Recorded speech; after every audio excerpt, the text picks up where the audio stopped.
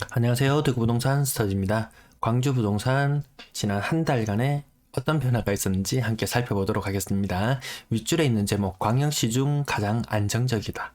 근데 경량이 초입으로 들어서는 모습, 여기까지가 약 한 달 반쯤 전의 제목이었어요. 근데 한 달 사이에 무슨 일이 일어나는 건지, 블랙스완이 찾아온 것인지, 갑작스러운 변화가 있어서 제가 다시 브리핑을 해보도록 하겠습니다. 자, 매도 물량, 임대 물량 보시겠습니다. 가장 큰 변화가 있었던 부분이 바로 이 부분입니다. 매도 물량이 급작스럽게 증가를 했어요. 전년 초에도 이런 일이 있었다. 올해도 이런 일이 있다. 그냥 이렇게 치부해버리기에는 이 물량 증가폭이 너무나 크네요. 거의 50% 가까이 증가했어요. 대구 하락률이 광역시 중에서 가장 커지고 있는 대구의 물량 증가도 뭐 15%, 요 정도 10%, 15% 정도의 매물 증가를 밖에 보이지 않았지, 이렇게 급작스러운 매물 증가를 보이지는 않았어요.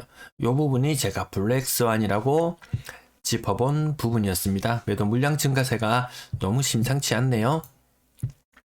마찬가지로 전세 물량도 많이 증가했어요.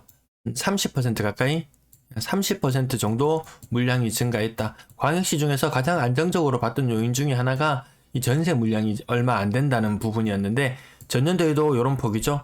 뭐 대전이라든지 대구라든지 이런 지역을 보면 작년 가을에 요런 흐름, 엄청난 전세 물량 증가가 있었거든요. 근데 광주는 전세 물량 증가가 가파르게 이루어지지 않아서 가장 안정적이구나 이렇게 느꼈는데, 광주도 이제는 안심하기에 이를 정도로 전세 물량 증가폭이 굉장히 늘어나고 있네요.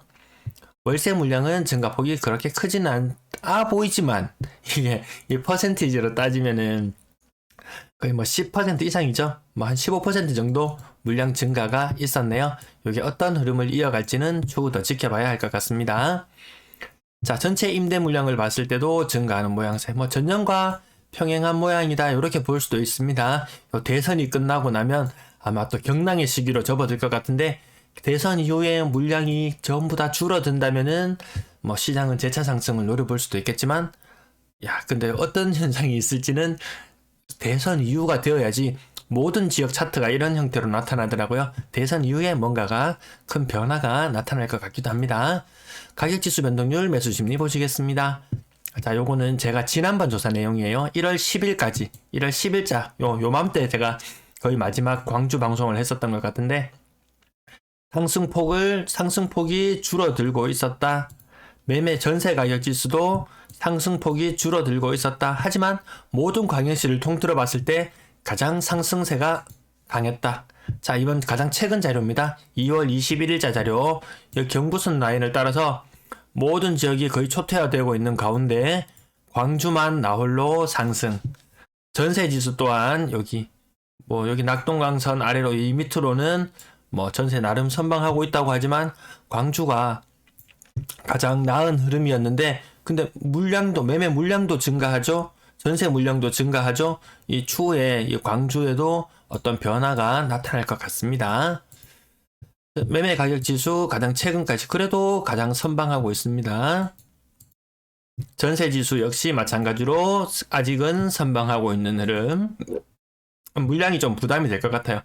1월 10일자로 조사했을 때 매수 우위 지수가 61이었어요. 근데 지금의 매수 우위 지수는 37? 이거보다 더 떨어졌나요? 더 떨어졌는 것 같아요. 제가 요거 자료가 지금 조금 잘려나간 부분이 생긴 것 같은데, 여기 지금 더 많이 떨어지고 있어서 요 부분 조금 매수 심리, 요 부분도 한번 짚어봐야 될 것 같습니다. 거래량, 거래대금 보시겠습니다. 거래량이 전년 동월 대비 그렇게 많이 떨어진 건 아니에요. 1100건 정도면 굉장히 무난한 수준입니다. 대전이 광주보다 조금 더 큰 도시인가요? 광주의 거래량이 500건. 대전의 거래량이 한 500건대. 대구의 거래량은 700건대. 광주의 거래량은 1100건대. 이 부분 보면은 광주가 아직 흐름이 상승으로 나타나고 있는 이유가 보이죠? 근데 광주도 11월 이후로 거래량이 급격하게 줄어든 모습 여러분도 확인하실 수 있을 거예요. 이게 한번 줄어들기 시작하면은 대구보다 석 달, 넉 달, 심지어 한 5개월 정도 시간차가 있다고 치면은 한두 달 후면은 정말 예전에 보지 못했던 거래량을 볼 수도 있습니다. 광주 거래대금 반토막 정도, 반토막보다는 반토막은 안 난 정도. 하지만 이 하락 흐름은 이어오고 있다. 건당 거래대금은 2억 4,600만원 수준으로 예년보다 조금 높게 형성되어 있습니다. 가격대별 거래량, 작년 여기 거래량을 보시면은 요때 있죠. 작년 11월 달 거래량이 언제냐? 2019년 요맘때하고 비슷한데 거래량이 갑자기 이때 무기로 급격하게 뚝 떨어진 이후로 거래량을 회복하지를 못하고 있습니다. 그리고 거래량은 앞으로 더 줄어들 걸로 보이네요. 6억 이상 거래량, 시장을 선도해 나가야 되는 고가의 아파트들이 그렇게 거래가 원활하지 않다. 이런 흐름, 고가의 아파트의 거래가 활개를 치는 이럴 때 부동산 시장은 상승을 수반해 왔는데 지금은 거래가 줄어들고 있는 모습 반대로 생각해 보면 되겠죠. 6억 이상 거래 비율도 많이 떨어지고 있어요. 대구랑 거의 비슷한 수준이네요. 4% 정도 수준이면 어쨌든 요거 흐름, 가격 부동산 시장이 상승할 때의 이 완만하게 올라가는 혹은 급격하게 올라가는 이 고가 거래의 비율이 줄어들고 있다. 광주에도 뭔가 찬바람이 봄은 오는데 출래불사춘, 봄은 아닌 듯한 이런 느낌. 자, 구군별 거래량 요 보시면은 11월 달 이후로 뚝 떨어졌어요. 모든 지역이 뚝 떨어지는 현상들이 나타나고 있습니다. 그 복구가 안 돼요. 동구 지역은 거래가 조금 활발한 부분이 있었네요. 광주 분양권 거래량 이거 보세요. 한 200건 거래되던 것이 50건 수준으로 거의 한 5분의 1 토막. 근데 모든 광역시들이 같은 현상을 겪고 있어요. 분양권 거래가 그렇게 인기가 없는 것 같습니다. 프리미엄도 많이 빠지는 모양새더라고요. 전세 거래량 살펴보시면은 전세 거래량은 1월달 그나마 무난한 흐름. 그런데 전세 물량은 왜 이렇게 늘어만 갈까요? 평균 전세 가격 2억 정도 수준 유지하고 있습니다. 4억 이상 거래량 조금 줄어드는 모습이죠. 지금 근래 들어서 아직 거래가 더 나와봐야 알겠지만 이게 쭉 늘어날 때의 이런 분위기와는 조금 다르게 느껴집니다. 4억 이상 거래 비중도 1월달 금리 상승 전까지는 아주 고가의 전세들도 잘 들어갔는데 금리 상승이 본격적으로 반영된 이후부터는 고가의 거래의 비중이 다 좀 줄어드는 형태였습니다.